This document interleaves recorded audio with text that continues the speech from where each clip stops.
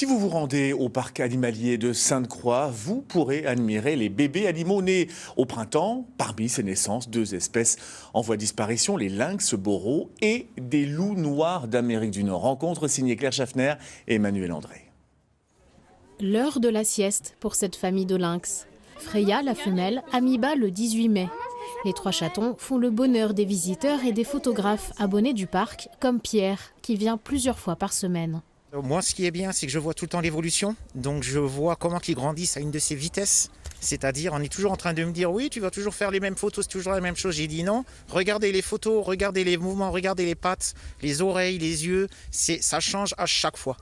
C'est la troisième fois en 5 ans que le parc de Sainte-Croix assiste à des naissances de lynx boréaux. Ces naissances en captivité permettent notamment des échanges d'animaux entre les parcs. On gardera certainement pas les 3 parce que l'enclos n'est pas adapté pour 5 lynx comme on a le couple aussi. Les parcs zoologiques servent quand même de réservoir pour le jour où on va avoir besoin de faire de la réintroduction. Donc on aura des animaux sains en parc avec une génétique très différente et ça va nous permettre de réintroduire des animaux génétiquement différents dans la nature. Je pense que là devant c'est la petite femelle et là-bas le petit mâle. Autre star cet été, les 2 premiers bébés de ce couple de loups noirs nés en avril. Comme les lynx, il s'agit d'une espèce en voie de disparition, mais cette fois, les jeunes resteront au parc. Là c'est le début d'une meute.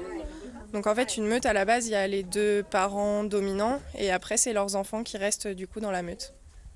Donc on va certainement les garder. Les 2 louveteaux viennent tout juste d'être nommés Shaman et Swally par les équipes du parc. Les chatons lynx doivent encore grandir un peu pour être identifiés.